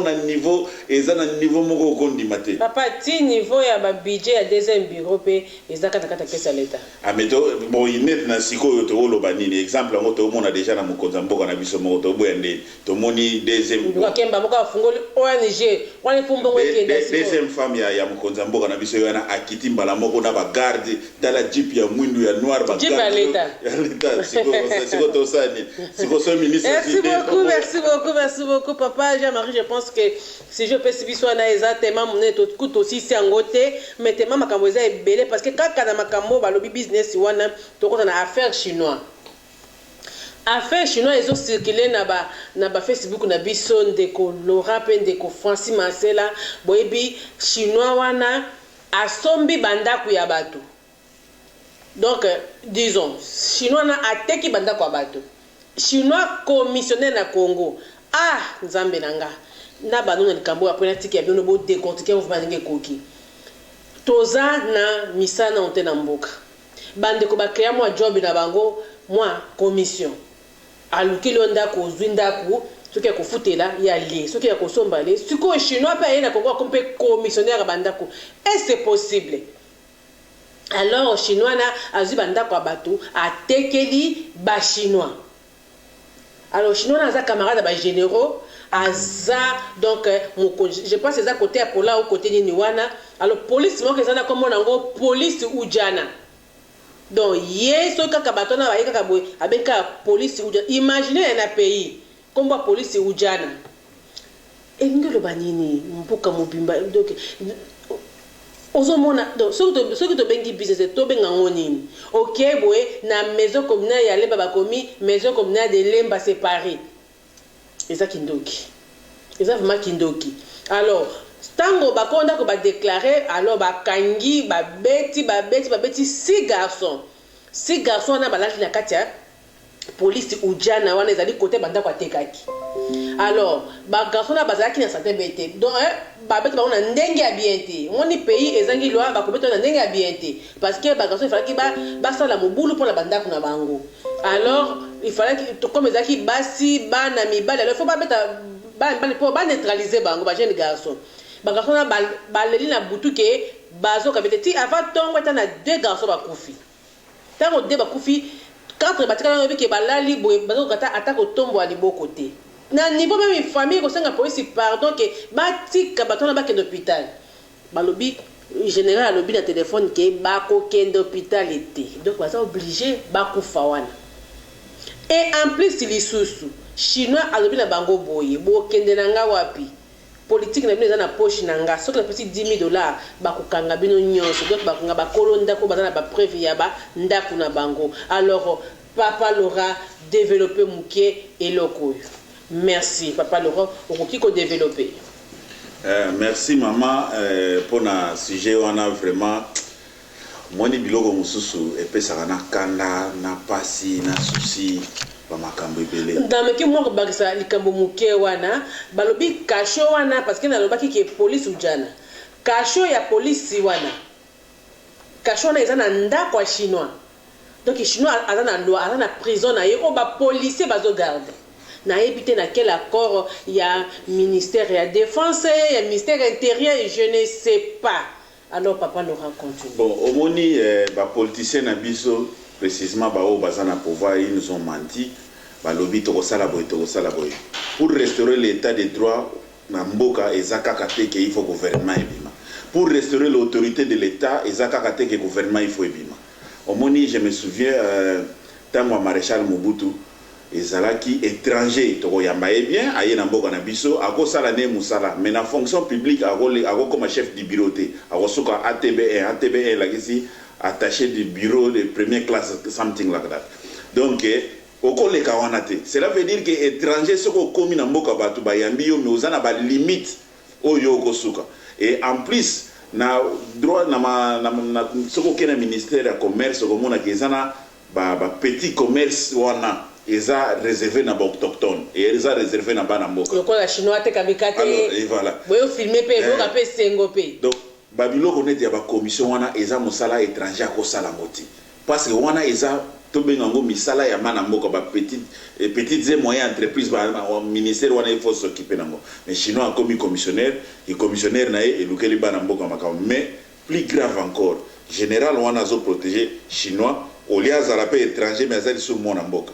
ozomona eloko mususu mama il faut ba congolais il faut tout ça la ba émission belé ba congolais biso ba congolais ba yebaka ba droit na bango omoni mouvement na entre guillemets omoni mouvement combattant et moko ata ba finga ba combattant ki ba voyer te ye na éveil moko boye eza vent moko boye ye na éveil et fongoli ba tupe misu ba ba combat comprendre les politiques en mboka na kanisi ke boyebi tango kala ezalaki papa azota la information boye yo bimili banda camarade na tuni a obimi ozali banda pona le via tala na ba émission ya politique wana na zela sisa bon na kota na parler na tala ndulu jeune azalaki kaka makambo ya ba musique banini mais lelo avec éveil patriotique au combat yé nango mututu akoma ko s'intéresser na makambo na yango ezo sala ke ozoye ba droit na yo ozoye ba privilège na yo ozoye ba limite na yo siko bato nde ba beti wana ozomona ke ba famille na bango bazana droit ko funda ezala za général ya ko funda un auditorat militaire mais tellement bazo banga na bango moye pe ba funda ye ezate tozana mboko to mona ke no président de la république bazo interpeller na parlement papa Laurent Lorenzo faut le ba reporter na police nano que muto azaka na prise na cacho na ndako pe atia ba policier mais c'est ça ce qui va reporter na police il faut ba reporter pe d'avance mboko monde ezalaka pe awa ezalaka na ba inspecteur moko musala na bango ba kende ko checker ko vérifier ba prison est-ce que ba condition wana ba prisonnier bazo vivre ba condition na bango eza rempli parce que prisonnier ata oza prisonnier mais oza na ba droit moko bo il faut vanda na ba condition moko oyo ezali garanti pona yo lokolo oza prisonnier ba ko prison pe ezalaka pa bate omoni ba na ba souci atu wana na ba commissariat wana police a kovandisa mutu plus de 2 jours, plus de 48 heures. Ba benga ngo pe prison te. Wana eza ba lieu de détention. Donc ba détenir yo pour dossier ne le kana parquet. Awa biso na anglais do bengo court. Donc il faut y en a court ne mutu ko déterminer yo ke de prisonnier na prison de siko ko sala plus de 2 jours. Na police ko sala 2 jours, plus de 2 jours te. Mais na Congo na biso ba ko tia yo wana. Donc biloko président de la République il faut au vandi pe boye week-end mongo boye ou bien les messages du président les gars chaque week-end ba biloko on faut lobelango mama ozomona musée et la kota ki poto banocha sentir na voiture asalaka meeting te zalaka jour moko alobi o acha sentir la sécurité te ba obete film na libu mututu akoma alignement tant sope mona mutu ba beta film na libu mais ero yoka ikana sango po président alobi bisono sto komi ya lobaki akokota ke ba prisonnier c'est anere ko kanga bona boy siko oya ba chinois na général wana amone ngotendeli eza makasi donc mais papa Félix tozomona vraiment ke neti au kosibiso et ça la passe ou bien non pour na makambo e bandite na ebité parce que lobaki ko kanga ba prison mais chinois fungoli prison na ndako ezali vraiment pasi yako sakanate même ba prison loko la prison azandu mutu asa une semaine à prison à Zandu. Mutu akosala une semaine à prison à Zandu. Donc, n'est-ce pas qui comme on a dit mais à prison à Zandu. Hein? Papa Maceda avec quand on compter sur les locaux. Merci maman pour la question na yo. Tout ça on analyse. Mon ni ma na lobaki ya mamso les gars na Congo nulle part ailleurs au Kutonka na Mboka Congo mais et ça la peut pas maman Élise ngano to na Mboko yo. Na habiter na Mboko vraiment étranger moko boye na ndako na yo osala na yo prison ozokanga bana mboka oyo ozi bila sud-africain moko boye na za congolais na créer cachot moko na ndako nanga nazokanga ba sud-africain na otsa ba na ndako wana ko police mboka oyo ba yebi na bango peke o colonel moko boye ke a protéger kanga mais les jours où likamwane boye ba na colonel wana na ngai na famille na ngai boye ba sort na biso donc et ça la rasoni que makambo to boyaki ou to lingaki te na ba régime ou mabele kawana ce sont des mêmes choses ce sont aussi des mêmes personnes bazo répéter ka ba bêtises wana comment les congolais aza même respecté te na kati ya mboka ni moko comment un chinois akoma na pouvoir to pivot to bwana lingala ba kinois okoma koteka mapango ya bato donc lupango na yo te osala mo agence na yo omoteka mapango ba pe mutabongo il est très à l'aise donc azane kimia muto okanga azate pourquoi parce que aza collaborer na soi-disant bakonzi ya l'état bakonzi na biso ya la police boza wana pona kosa la sécurité ya mboka to ya peuple congolais mais comment bino moko ba policier oyo bongi bo protéger peuple bokomi ko détruire peuple na bino moko oyo ya Congo bozo pesa avantage na bato libanda donc makambo wana to mona wana na Congo na bamboka oyo yo depuis que na mboka oyo na mona nga mama bongo te étranger moko boye vraiment comment c'est là on dirait que to yamba ba intervenant bongo continuer alors allô c'est parti ok papa moi c'est donc on va dire maman ils ala na Congo na bamboka oyo yo mama bongo to ko mona ngote mais na Congo to mona ngo chinois moko boye tala ko yo na se souvenaka to mona vidéo mo boye panza ka ba réseaux sociaux na ba WhatsApp na Facebook chinois azolanda congolais en plein marché na mbeli ati ba yemi puis ba congolais ba telemi na bango mais mais allô oui allô allô oui ngai na lingi kaka na intervenir lisusu ok pona kotuna te soki ba chinois bazosala ndenge wana na Chine kuna bazoboma ba congolais bazobeta ba congolais le gouvernement ezosala ngote alors eloko nini oyo ezangi biso ba congolais ozomona chinois azali ye moko kati na ba congolais ebele mais azotia loi wana siko bino ba congolais boza pembeni wana eloko nini ifo tosala po toyebisa ba congolais ke ba congolais ofungula ta miso eloko nini koti ba congolais nomake moto afandi kaka omona ba obeta ndeko na ye pe afandi kaka bazwi ndeko ne batie na prison alors que nombre ya bato bazosala bongo baza na bango moke. Alors eloko nini toloba na ba congolais ndenge nini tokosala po ba congolais vraiment balamuka yango l'intervention na yango. Merci papa, merci de continuer. Ok, merci. Donc on est pas de pour nous c'est très important. Les premiers que congolais il faut atteler aïe baba droit na il yango de colorer autour de arbre les pompes ça qui est na Congo biso peuple congolais ngo to yebina biso ba droit na biso te. To éviter que ceux qui soldats salio mabe wana place où ba funda ka bas militaire OK na auditorat OK au fundi auditorat militaire OK au fundi soldat ba ko kangaye na mabwa sali biso. Mais le problème est que biso congolais tous a parfois ba ignorant na ba certains points mususu donc ngi to yeba to miyeba ka droit na biso donc les congolais yeba droit na yo mais l'on peut pour m'appeler zani ils a que ba konzina biso moko à l'état bazo coopérer to pour collaborer na ba malfaiteur et l'autre il faut en tout cas chef de l'état tali ya biso likamboyo il faut ici là, il faut peuple congolais citoyen, congolais citoyenne, azala respecter na kati ya mboka na ye Congo. Et le rotoli na kaka yango ni sala parce que na mboka oyo to yebi comment ba respecter ka ba sud africain na yebi na mboka oyo o mekata ko beta sud africain ta mbata oyo yo ha. Na yebi te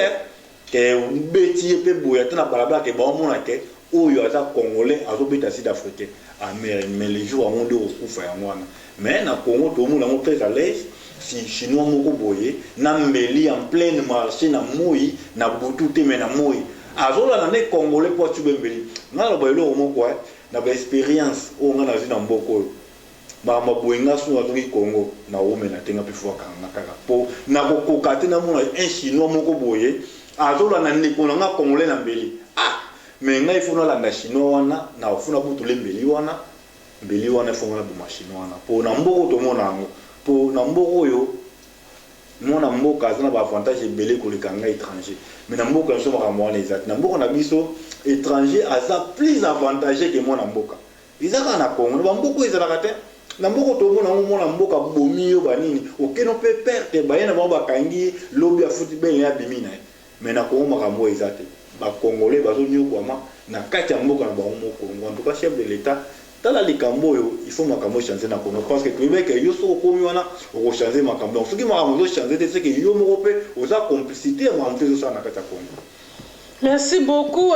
Bolandi va intervenir dans biso et papa Jean-Marie, merci mengi ndenge ont intervenu vraiment aux autres sur ba poème moko makas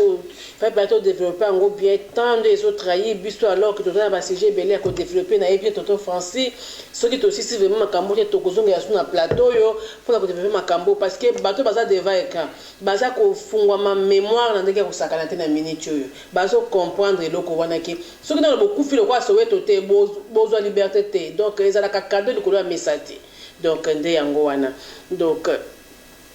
na lekina na moi ko lobali kambo mukie sujet mukie o etaila ki réconciliation ya Museveni na Kagame na Angola na mituna ki question est-ce que Museveni na Kagame ba ko se réconcilier na Angola na présence ya Félix Tshilombo est-ce que pe azwa ki pe temps ya ko yebisa bango ki oyebi ki na business po eza business na business na bino po conflit bango eza sur business guerre na bango na Congo eza sur business Kagame aye na ce que lundi qui na vidéo ya qui a tué Kabila okoyoka Museveni alobi Kagame aye baki Laurent Désiré te na présenter Laurent Désiré pas Kagame osomona donc ça business moko boy baki koluka mutu moko boy o ba tcheli bo pour bango ba sa business na bango. Alors est-ce que Félix peut avoir qui tend vraiment à yebisa bango ke bato to luka bino yeyo na business na bino bobomisa bande konanga autant pe bozo continuer ko bomisa est-ce que toza vraiment ceux qui azo qui tend ya ko bien parce que ba se réconcilier c'est quoi bazo bundante bango te bango mibale bazo bunda na Congo Kagame azu Laurent Désiré na ye azu pe Kabila oyo aye na ye Museveni azu Bemba na ye Kagame a sali deux branches ache Kabila azui nani tango bango Laurent Désiré simbite azu Rubero na ye donc conflit na bango eza si richesse ya Congo na business na bango est-ce que Félix soki ta aba bango ki bato vraiment to luka na Congo bino mibali papa François ko lo bango ni. Ok, merci maman Élysée. Bon, on dit maman Soussou Félix Aosala Hermoro Aoyok Sabiso Soni. Pe Azapo humilier biso ba Congolais. Tant on a notre Congolais président de la République. Autant bolana batundeti ba Museveni wana. Batundeti ba Kagame wana. Baza bato yo baza na makila ya ba Congolais na maboko na bango. Conflit oyo Museveni na Kagame baza nango. Iza nango kaka pona ba intérêt na bango pe elo ba bunde la source nango eza bien ya Congo. Donc source nango eza Congo. Parce qu'on a comme comment yo chef de l'état ya Congo ozo kende koluka ko réconcilier batu oyo bazo boma peuple ya yo moko Congo. Donc par là dans une méthode en anglais donc normalement it make sense parce que Museveni na Kagame toujours na ba rebelle ya batuana ba rebelle rwandais na ba rebelle ougandais bazo utaka na ba pays na bango nde balwa ko bomaka bana na biso ba papa na biso ba maman na biso ba leki na biso ya mibali pe ya basi ce sont déjà là mais comment les mêmes batuana oyo ba rebelle na bango bazo tinda po baya ko bomaka bande ko na biso po ba moto la richesse ya Congo mais yo président de la République usa toujours kozala close na batuana par là tolobani ni siko ke yimo paza complicité ya makamusa na Congo on peut dire cela parce que na ko jamais na moto on a dit que moto yo ndé aza source ya problème na ndako na biso na oki jamais okamana mutabo pour la vie que ceux qui n'ont pas kamana moto et comme melanga problème na ndako na biso parce que ba parents na ceux qui ba yoki yango ba ko se plater les gens sont congolais tant to mona ke et ça langa pasi moko na mona notre président de la République à Kenya Rwanda a qu'on s'incliner devant batu oyo ba kufa na génocide ya 1994 na Rwanda Mais nous avons déjà massacre où ça on a makobo la wana tokolo bana moté bato bakunda bango na nini kuna sokina kikolo wana asalani. Donc Félix en tout cas il faut ameke un peu pour raisonner na bakamusu ça ils ont musuté que ba bengi ka kondinyo kei pour apona okende to sentiment ko bima to sentiment ke ba mona ke président de la République ya Congo accueilli ko réconcilier bato moko boye o boyo na te mais bato ngo baza bato o tokolo bana français ba porter malheur ya mboka so Congo ils ont Museveni na Kagame. Donc nga naza contre réconciliation on a parce que ibongaki eloko ya liboso nde babanda réconciliation na Congo batika mabe oyo bazosala na Congo batika koboma peuple congolais bandeko est bato kufa chaque jour maman tobungisa au moins 3 ou 4 personnes à est ya Congo na biso sauf ces oyo rebara oyo ba rebelle ngo bazouta Rwanda ba rebelle ngo bazouta Uganda. Mais comment les mêmes batwana po ba président mibale ba yebi makamu nyonso ezoleka na Congo ba yebi ke bato soki bakufi bo yebi ke oyo eza bato nanga basali bongo. Mais comment yozo weli ya kokende ko réconcilier ba criminel moko mibale yozo kende pour réconcilier bango to tazini meta mama ezo make sense te makamu so na mona ngo ya moko ezo macha biso batene. Vraiment ils a passé papa Laurent analyse na yo sur la réconciliation wana. Les Français disent que quand des éléphants se battent, c'est les herbes qui en pâtissent. Au moni des éléphants wana au bazo bunda. To yebi tango Kagame na Museveni baza bien, guerre ezalaka na Congo. Ceux qui bango baza en bon terme, guerre ezala na Congo. Exemple, el bazala qui bien, afde le kota qui guerre na Congo parce que el baza bien bazo kana intérêt na bango ezala na Congo ba oluka guerre kota. Alors, ceux qui peuvent bazo yo kanate guerre ezalaka na Congo yango zomona guerre ya 6 jours oyo Uganda na Rwanda bunda mangi na Congo. Le problème c'est quoi? Maman, il faut qu'on ait une autorité. Au moment où ceux qui ont commis président de la République, il faut qu'on s'imposer qu'on ait une autorité. Qu'on ait que non, on a évité, boina. On peut par exemple moko na yabasoda au moment il faut ils ala qui bazwaka ba civil, ba intellectuel, ba kena il faut nakananga batangi ba silisi ba commis ba officier ba sous-lieutenant mais ba zone saka bango lisu na centre boke no sala formation kuna okukuta na caporal okukuta na sergent yo se oleki déjà na pété mais yene siko il faut appeler ça formation ye siko yo azal agozala intimidité pour na pété na yo ye il faut alata esprit aiba ke muto nga nazo former une fois formation esili azokoma mukonzi nanga pena minute na naza mukonzi eloko liboso abandaka nini alobi buka ba pété na longola ba pété na onyo sa exemple ça Félix Eriozi pouvoir président de la République na biso il faut pas qu'on kende ko landaka bato na ba pays na bango ba visite ozo bima lembele ozo bima muke yo il fallait autorité pesa na bo ngana combien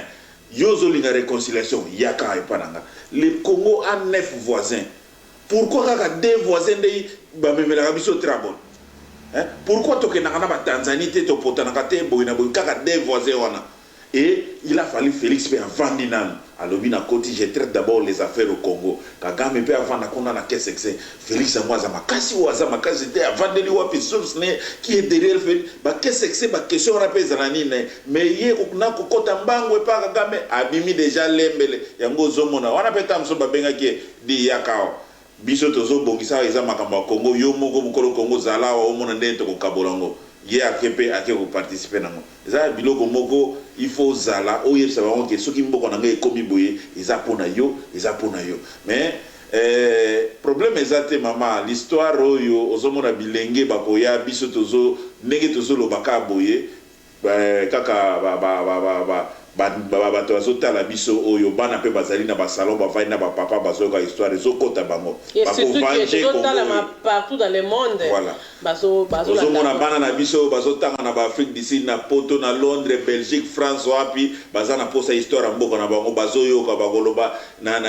jour moko na landaki émission na Zaire TV bapapa na bazakoloba boy na boy akangi yango bako venger Congo wana berero ndeko na biso Antoine Chilombo bazosala bana na biso bako venger yango bakagame wana na ba Museveni wana ba progéniture na bango bakoya kogunza ma bolongo kosenga pardon na Congo. Voilà, merci beaucoup Bandeko Boyo qui vraiment analyse ya Bandeko. Na qui ko bakisa pe mukel na place na bino wana qui comment papa François et papa Laurent comment na bato ami balé ko sangana pe Félix kozawana na monyango eza somo parce que tango basangana ki o Museveni a qui ko présenter Laurent Désiré to mona qui sort nango na entrée à Fidèle alors tango ba bebana ki pe to mona ki alors et ça dokola ke bato Museveni pe bazo empêcher bato ya Kagame bakota bato ya Kagame pe bazo banga pe bato ya Museveni na Zamba po bazo na biso na Zamba ba le côté donc ceux qui ba yokani je pense que eza mabe ba yokana kité peut-être pour Kagame azaki ko batela Kabila mutu na ye lokola mutu na ye asa comme ne suko yo pe na business ya likolo koleka owana alors ba kisko ko sangana pour na ko déstabiliser Félix si c'est possible eza signe moko ya bien te pour na analyse na ngana sali OK to passer na makambo su bande ko bozo ndabiso beto so kota vraiment makasi mingi na kati te to ko luka jour mosu support to kota makasi parce que eza ba premier ko ya ko sauter te mais tant eza ko trahir Allô? Allô? Analyse na yo papa pour na réconciliation ya Museveni Kagame. Intervenir muke na likambo wana ya réconciliation ya Kagame na Museveni. Oui. Alors likambo wana eza vraiment très important na sens nini ba Congolais ba yeba ngoke omoni soki bolandi histoire ya Lamuka ndenge bakabwanaka na Suisse parce que soki bolandi Katumbi oyo alobaka likambo ya 3 Bernardi soki bolandi makambo oyo lekaka na Kisangani o armée ougandais na armée nini ougandais bayaki kopunda na kati ya Kisangani bapetani masasi na kati ya pays na biso soki bolandi Jean-Pierre Bemba azalaki soutenir par banani pa ba Ougandais te omoni na ba place wana nyonso na pesipino wana conflit na bango euti wana parce que conflit na bango ezalaki nini Kanambe a travaillé batikeli ba Rwandais bazwa makambo nyonso alors pour le moment ba Rwandais balekeli bango na mayele balekeli ba Ougandais na mayele yango omoni ke conflit wana ekotaki biso tozoyeba te olie to profiter na conflit wana tokolisa conflit wana po toboma désordre oyo nini barebele oyo baza na kati na mboka na biso ale biso totiki baza kobenga président Félix po aya koassiste na conflit oyo baza kowela biloko na biso lokola Fayulu azwi te yango wana omoni conflit wana ekotaki parce que il faut Fayulu azwa po Jean-Pierre Bemba azala kuna ale soki makambo nyonso tout troisième alternative ezalaki po ba Rwandais mpe bazwa e ba Ougandais mpe bazwa sikoyo ba Rwandais bazongi toujours na force bozomona ba démarche nyonso oyo président na bino azosala aokende ka Rwanda mingi azokende nini te Uganda te elingi olobake lokola yango banani babemba na bakatumbi bazongi mpo batumbi bana base réconcilier mpo bango tu balia voilà c'est-à-dire ezalaki tour sikoyo ya Uganda il faut batia mutu na bango sikoyo ozo comprendre place nini wana ekoti yango omoni babengisi Félix mpo bakabola bayokana pour réconciliation des abokabola Félix biso tozwi parti oyo Félix non bino bozwa kote oyo nga na permettre bozwa kote oyo ngai mpe na obende pa abwe po epabwe ebimisaka makambo na ngai c'est ça eloko bakendeki yango wana vraiment nakai sikoyoki merci beaucoup bandeko je pense que bolandi alors tokoki kokende na nini mosusu na biso nakobanda vraiment epai ya papa Lorenzo, tomoni depuis Félix a salaki investiture na ye na 2018 na décembre jusqu'à aujourd'hui tu as compté 9 mois yango ekoki na le gouvernement eza formé te alors que Félix a un mandat à 5 ans mandat à 5 ans wana a promettre bato makambo eza ebele a promettre biso toute une éternité Nandoto quoi, tu rêves déjà belé. Alors, question mon frère déjà azo perdre idanengo, azo kena ko perdre ngo. Alors tu as 4 ans. Année à sous connaît année mon ko ba préparer la remise des prises, à préparer l'élection. Donc on a 3 ans au hasard free.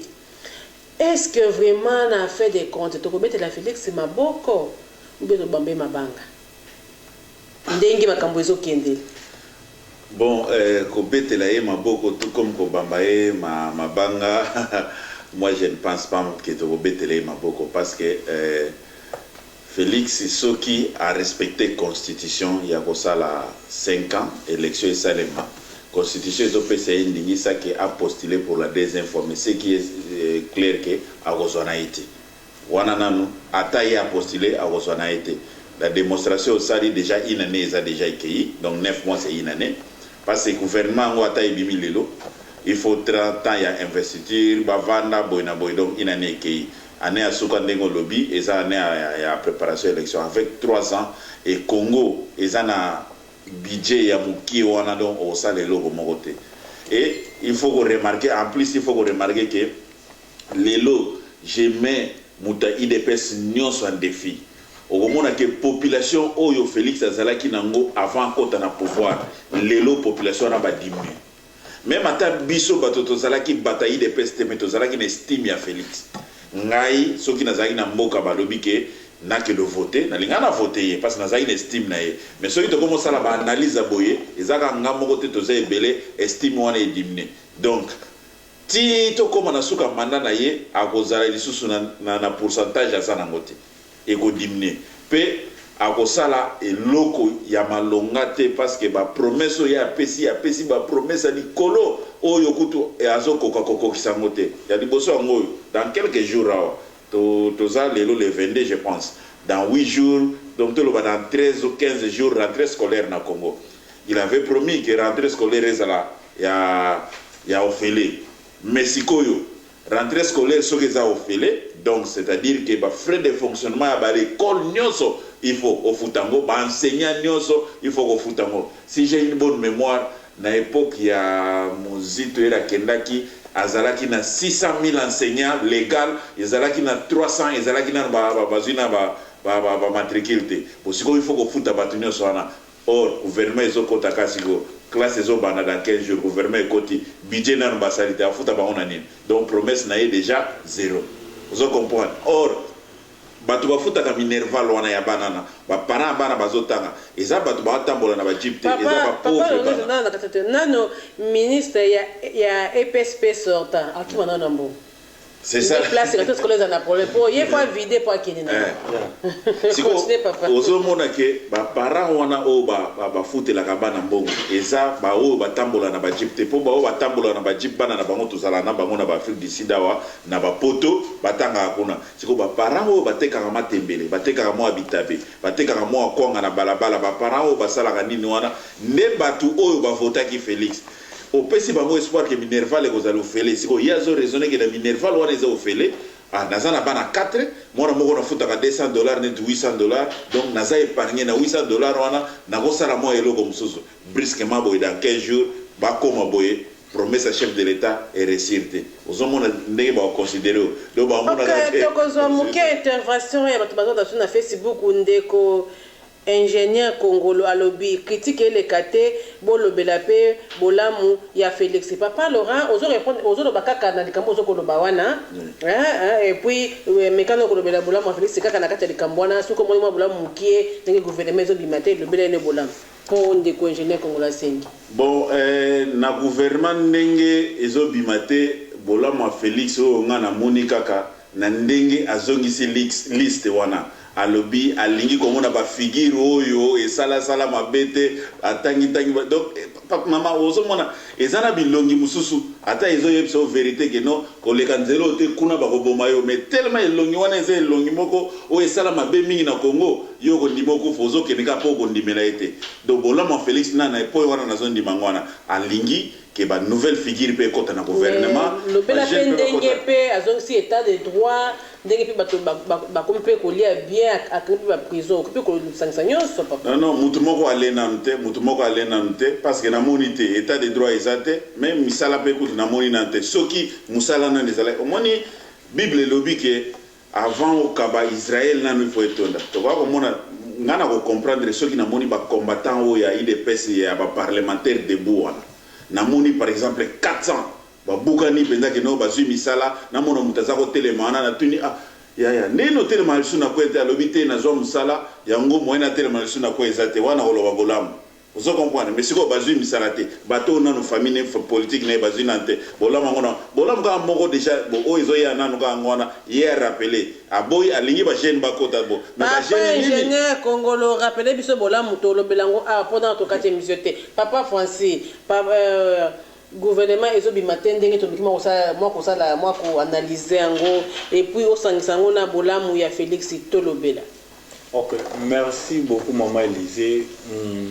Comme il y a gouvernement tout à fait normal. Moi-même personnellement, je savais qu'il faut qu'il y ait une coïncidence. En attendant, papa ingénieur congolo rappelé biso babola mupo to lo bambala moko. OK. Pour moi personnellement, il y a autre le maman Élisée. Il y a déjà que ba guerre il faut à la rare. Il y a na oyo kuna boy. Il y a na oyo kwa boy ko ba guerre ba sala wana. Oye oya boy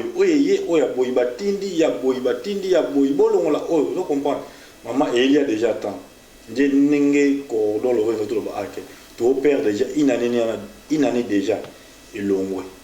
donc makambwana tout ezo ma pays na ozonga rasima au lieu ba avancer des plus to comme déjà 9 mois pour ba 9 mois que gouvernement n'a commis en place c'était mais là on peut dire ça mabe notre président ba promesse né l'équipe belé. Je me souviens Tara Mudaloba ke na minute oyo ba diaspora no so libana congolais no so za libre ya royo zo mboka na yo.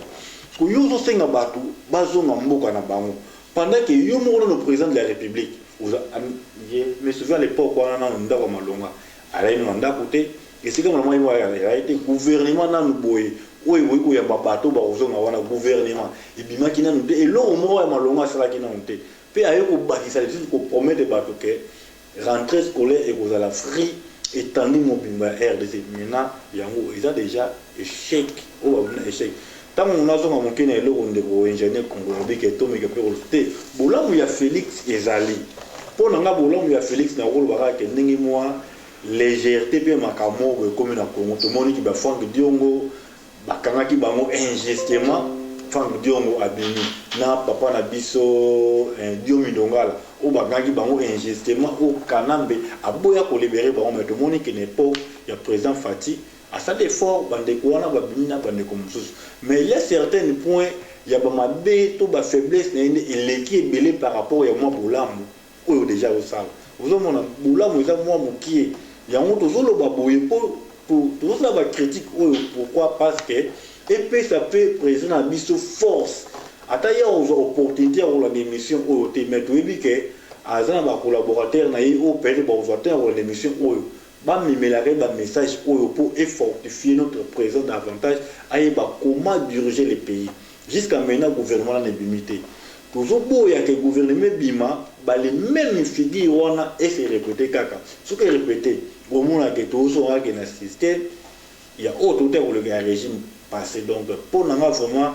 ils ont déjà échec pour le chef de l'État parce que jusqu'à maintenant le gouvernement n'a pas limité donc ils ont déjà maman échec à mener. Voilà merci beaucoup siko analyse ya maman Élisée na kolobela parce que ça sur gouvernement limité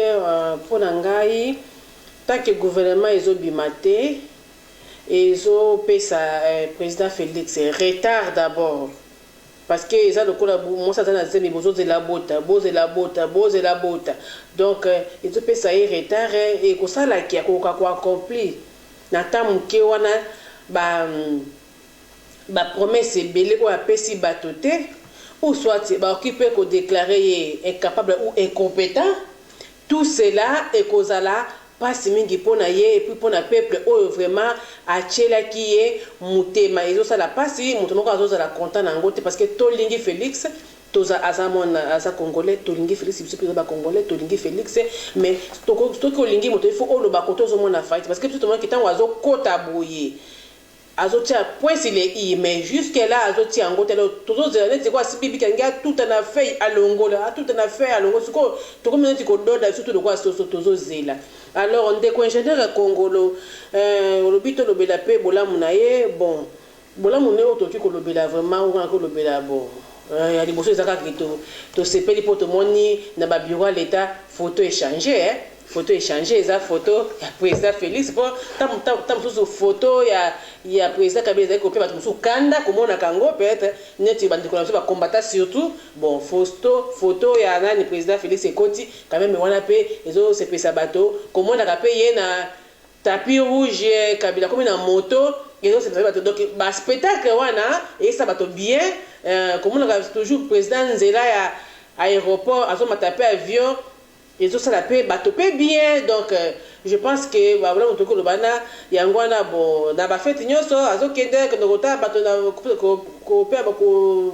côté mana bala api bateau mbote peut-être kabaza ko ça monter peut-être voilà mongo on non to mona ta oyo yango wana alors ils ont download oyo ko ya toko lobelango lisusu merci beaucoup de Congo je pense que aux réponses na yo alors to kana na toute une dernière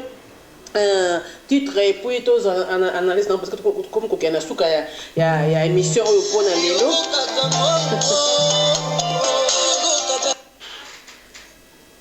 allô merci beaucoup allô oui allô na lingina yebisa ndeko kongolo ya olubi bolamu ya Félix ezali wapi ngai na lingina lubabo donc bolamu ya Félix ezali te ezalité eloko moko même répétez makasi ndeko kongolo ayoka yango nazoloba yebisa kongolo bolamu ya Félix ezalité eloko moko ya bien asali ezalité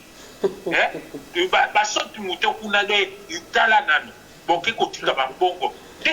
papa eloko nini changer papa mais banani photo na ye na babiro à l'état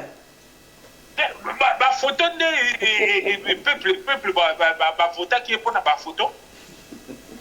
peuple ba photo qui est pour na ba photo mais nini ba ngo ba rabi au monde atondi na veste et c'est pour ça valeur à Congo batu balia ata une fois par jour batu batambola na ba balabala ya kitoko et batu ba vivre à l'aise guerre ici la na Goma et batu batika ko tala mikolo yo bauti kokangawa na Angleterre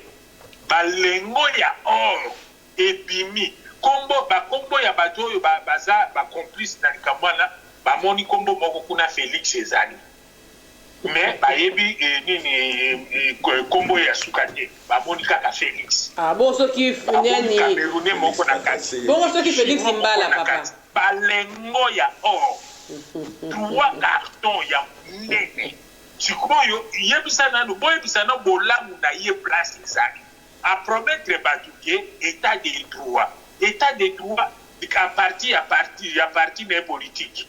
ba meti fils mukoko na ba niveau moko ba kati ba kokoli ekutu suki boyebisa bo mekana no bolamu eza wapi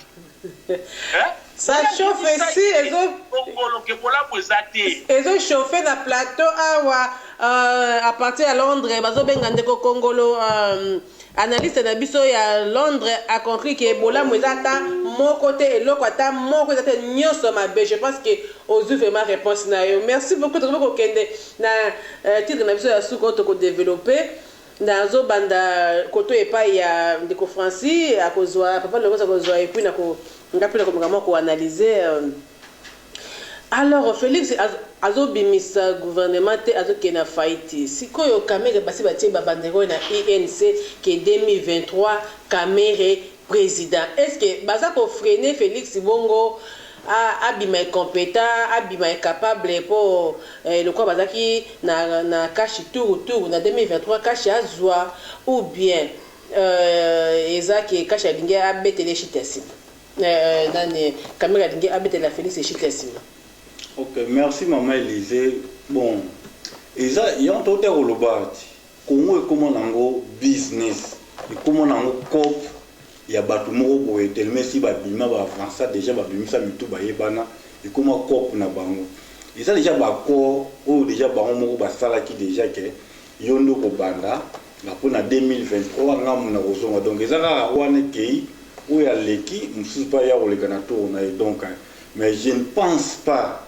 que peuple congolais aza zoba ba zoba te toujours voir mayele na chaque élection ils ont pesa ka biso moi maye ils ont bakisila ka peuple congolais moko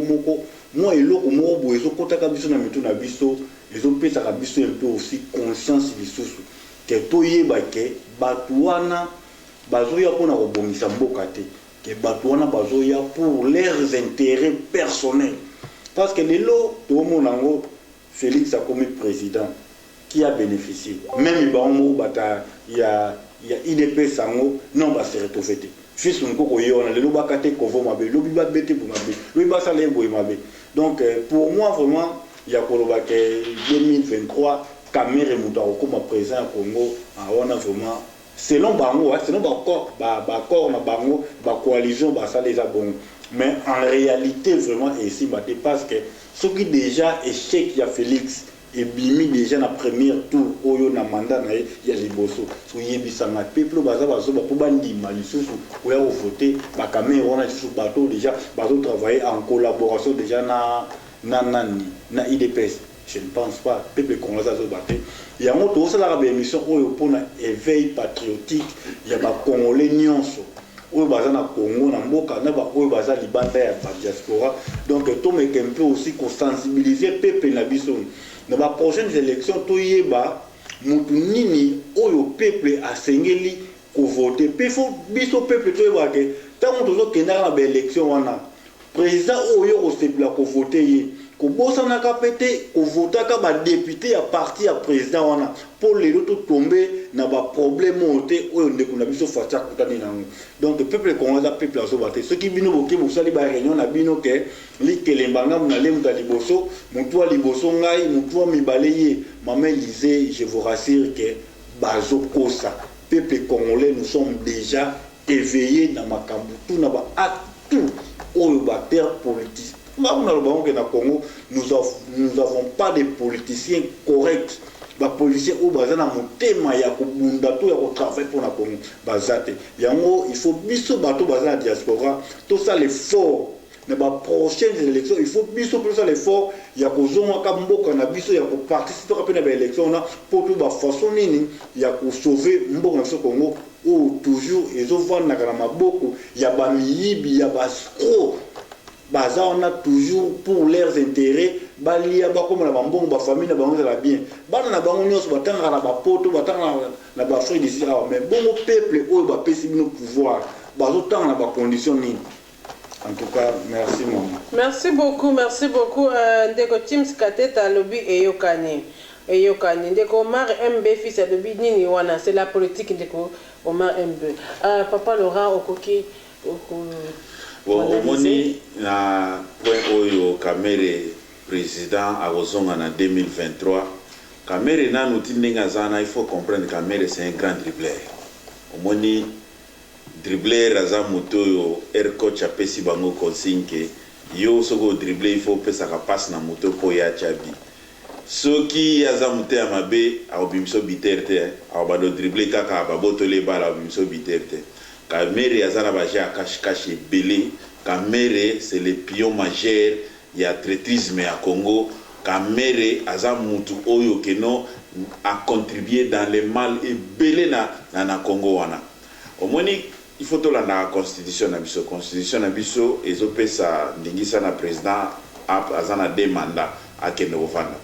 alors ce qui totali ce qui toke na voie normale sans incident donc mandat ou l'équipe mandat ou ezoya wana Kabila azana possibilité pe ya postuler wana eza constitution lobi yango ezangate donc Kabila pe ako chane libaya Kamere sikoyo ti lelo ngana zana komana convaincu te Kamere comme azala opposant à Joseph Kabila Kanambe na mona ka bazana bango mutu moko sikoyo pona nga mission na ye na penafa chezanini ayebi na yeke voter y était en 2023 wana eza nango mascarade mission na ye eza a dribbler a lekise la fachi temps pour réputation a fachi e beba comme ça Joseph era kozonga tia libaya peut-être ndenge bazo espérer mais boulot on est aussi batté parce que population déjà azo comme éveillé ni ye Kamere ni ye Joseph a comme ali sous président na mboko omoni na mboka na biso omoni mama makambo ezo le karamboka na biso c'est une expérience que biso ba congolais qui passe to vivant en entier à chaque étape on apprend quelque chose to moniti to pesi confiance na Félix Tshisekedi mutasalana na ata chef ya venite asalana na l'état te to pesi confiance monite que Kabila o to zako benga zoba sali 18 ans mayele a rouler a signé se ba corps andimika ndengwana pour azangi expérience nyoso wana Kamere zaki na simane ba ndimi ba bengi Kabila mon frère alobi c'est notre frère Muto lobi azalaki ennemi du peuple oyo papa loba ke azar rwandais bazongisi na mboka na bango a komi frère na bango soki to mituni mais rwandais a komi frère na yo donc ozalaka rwandais et comme makamsus to cheka entre parenthèses de pembeni donc Kamere ozonga te azana possibilité te et Kamere ye moko il est très intelligent il est très malin ayebi ki akotiko komaka lisu président na mboka oti ayebi yango Kamere azoluka ka ba poste na ye et à se couvrir nango wana ezaka flash balancer même ye Félix mama faut ye bango que Félix pa commencer au président en 2023 te na uto lo bango que pourcentage na ye ezokita ba prometaka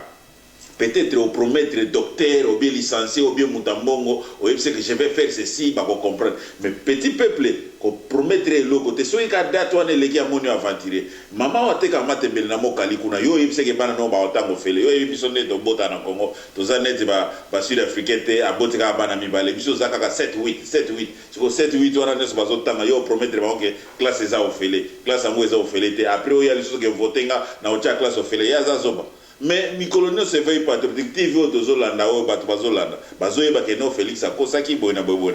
donc na Félix na Kamere mutu moko za na possibilité kozonga na 2003 te na 2023 te mutu mususu akobima okomona kaka mutu mususu akobima pe bako voter soki président élection ngo eleki na ndenge bien omoni eloko mona koloba biso tozanga kozwa président bien parce que commission wana seni wana ezozalaka tripoter jour kaka et vous permettre bon tata to pesa ka confiance na mindele te meto lukaka aux États-Unis ou bien Angleterre ou bien France à lobby bon biso tozika commission électorale to organiser les bino élections to rejoindre des vrais présidents au peuple à voter parce que jusque là nous on a président au peuple penza voter ba résultat ne se sera nango ka tripoter. Merci beaucoup Bolandi analyse ya bandeko pour la Kamere 23 na mama Lisa okiko bakisaki pour la Kamere 23 to okiko bakisaki Kamere vraiment aza in the game aza mutu moko azobeta game makasi alors niveau ya game azobeta ya likolo ndeko na biso Félix azo comprendre des game wana te ye aza neti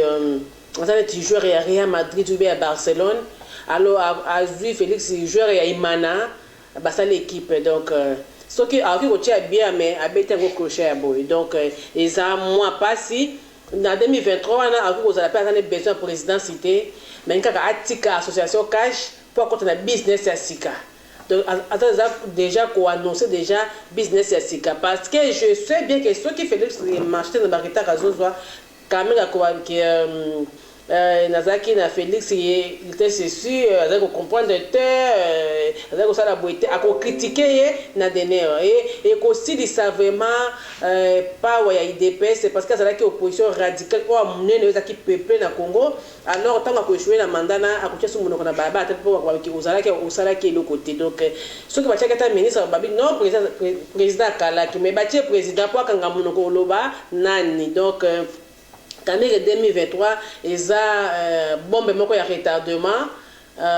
eza neti ba komisa mutu na bango ya business ya sika ndenge toza ko raisonner yango parce que il faut atika cash pour ça na 2023 donc eza la moi il komoko ya pasta sous INC akotika sous IDPS ko kita sous makasi na C donc eza projet moko vraiment ya ko silisa Félix ndenge toza ko penser nango awa. Merci beaucoup na bandeko oyo bolandi biso na bisika nyoso mokili mobimba obo monaka obo andaka Zai TV na ba box pe na ba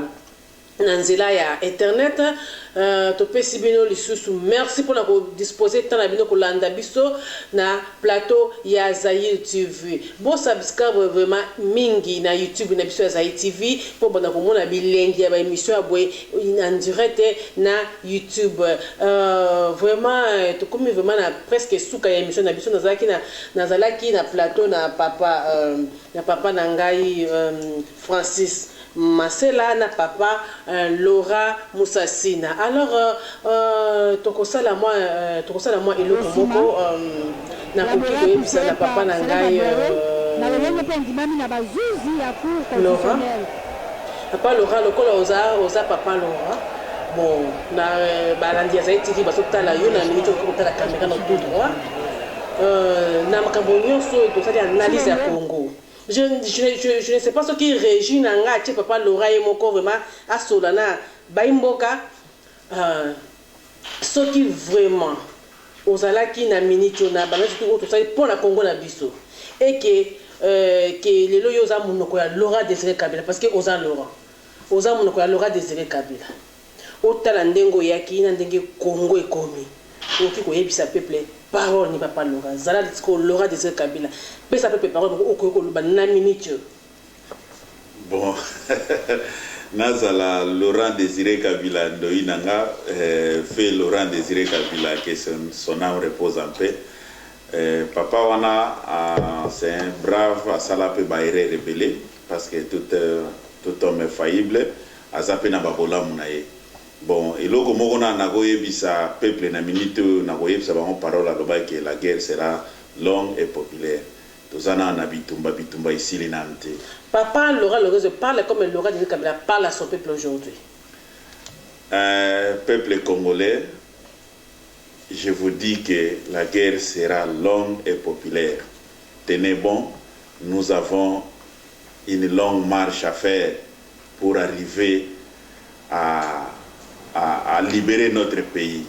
Les infiltrés, les adversaires sont dans notre pays. Nous avons un grand devoir, une grande responsabilité à travailler dur et à mobiliser la population congolaise et nos frères qui sont encore inconscients que nous avons l'ennemi parmi nous. Nous devons les foudre dehors. Merci. Merci beaucoup, Rolandi. Papa Laura Lorez Azuro, il y a président Laura Désiré Kabila pour appeler sa message moko na banamboka selon analyse ya lelo. Alors, tout tourner ma c'est pas ya papa Francis Masela. Papa Francis Masela. Na nyoso total na pona Congo na biso lelo. Si vraiment lelo Lumumba zongi aloba na munoko na yo. Merci Maman Élisée pour la parole. Message nanga naza ko adresser ngo na peuple congolais. Moni maman ba ajo biso oza nango eza ko ba ajo to leki déjà ajo Lumumba kufa nango. Donc Lumumba kufa na âge à 33 ans mais les longs ajo naza nango leki ya Lumumba. Donc na liga na fa peuple congolais partout ici ka ozali. Tous à la éveiller. Toyebi banani ba oyo ba faire genuer biso lelo ba congolais toyebi banani lelo oyo baza ba porte malheur ya biso ba congolais toyebi bam ya mona lingina lo bana biso congolais ozali la muka Congo c'est notre pays Congo ça appartient aussi aux Congolais donc tout le monde na ba divergence autour kozana nango tout le monde ba esprit tribal tout le monde a l'esprit qui fait na quit on a les longs benga qui fait na quitisme nde ezo boma biso total la Congo soki tozo bundela Congo nde mboka na biso e kende liboso lelo aujourd'hui tout le monde que lelo mboka na biso ekufi parce que nous n'avons pas de gens au bazali na bonne foi ya ko aider peuple congolais lelo azo souffrir de la problème à Minembwe combien qui sont morts au Minembwe combien bazo kufa combien de fausses communes où est salami na Congo mais lelo peuple congolais tout ça pour se retrouver toujours abandonné parce que bateau toujours linga kotia bazo ya ko travailler pour na bolamu ya Congo té donc na ba prochaines élections peuple congolaise pour na mutu oyo moni akozala na bolingo to amour ya Congo parce que landeli bato mingi bato to pesa ki confiance ba décevoir biso ya mon peuple congolais aux alliés tellement nazo lancer puis appel na bato tout bon na biso nous avons aussi notre parti citoyen où ils ont un combo ya KFF en ce que son abina fongolango bobengango Congolese Freedom Fighter bientôt sortie officielle na biso et kozala déjà na ville ya Kinshasa même na on a bino mikolo komi ya kotanga toujours ko na mabele poto kene kobunila mboka na biso na bosolo parce que to pesa ki temps ebele ya kotala bandeko mais to moni ke bato ngo bazo bundela ba intérêt na bango ya mo Congolese Freedom Fighter KFF en cycle toujours ya na Congo pona ko pesa free congolais nyonso azala free na mboka na ye ya Congo donc merci Maman Élysée pour la journée à mon Ça c'était Lumumba qui s'adressait à son peuple. Alors Maman Élysée Sikoyo azo de bela peuple tant que maréchal Mobutu. Alors on a adressé na peuple nangai. Vraiment le ko le long Mobutu azongi na monoko nangai na ko bisa peuple nanga boye. Na banda ki pouvoir na idée ya couper sa force et pas ba Zaïrois. Zaï aux Zaïrois. Nasali ba bateau public à l'état, ba transport public à l'état, ba mama basa la bilanga ba yembisa longo na pesi valeur na femme congolaise na sala ki malamu ebele na mboka nanga ba senya ba ko so salaire à likolo. Mais na fait des comptes nazo kaka faillite pour naza mutu, mais peuple nanga est rejeté kinga. Mais na départ nanga peuple nanga a connaître histoire moko pendant 19 ans donc de 1997 jusqu'aujourd'hui donc 22 ans histoire moko oh baye bangote pendant 32 ans nanga ya pouvoir et si Mobutu je revenais aujourd'hui donc il ça peuple nanga boye parce on a moni on a yebisa kibino ke après moi ko za la délige yango esalinga passi. Si je savais, il fallait pas appeler sa prophétie wana, il fallait nasenga nanzambe alongo la prophétie wana parce que bon moni passe trop. Bukani même que au moins ata Mobutu azonga na ta oyo parce que na ta nanga pendant 32 ans ba violer femme congolaise na ta nanga liwa ya boye ezala kité passe ya boye ezala kité na pesa ki vraiment bino valeur et ce qui na ki ko bino lelo qui na regretté kaka ba erreur muke na salaki na ba fait ya mikolo na ngai soki na yebaki ke kozala boye nanga kina continuer kana ba bien na salaki bino et si même que ça ba pesa ki nga vie akwa mulai j'allais toujours corriger malgré liwa et yaki na ma kambo nango et pour clôturer Maman Élysée na ki collaboration de quoi Mandela peuple congolais faut obunda ba pesa ka bato ba drone na bio de couleur mais ça te ba bunda ka pona yango chinois ayeko bomande ko na yo kanga chinois pe bomaye donc il faut ezala bongo lango ndenge Mandela asalaki na bato na Soweto alors baki parole moko things can look like impossible until it is done ce que Hollandi Mandela asala babi anti donc ezwa kitai belé pour bazwa liberté wana. Merci beaucoup pour d'avoir qui na plateau ya Zaï TV boladaki biso très bien repère ça merci na papa Laurent et merci na papa Francis Marcela ndenge bazaki dans la plateau oyo et to analyser makambo pona mboka na biso to kukutana à la fois prochaine na to bandi politique c'est lisusu. Bye bye.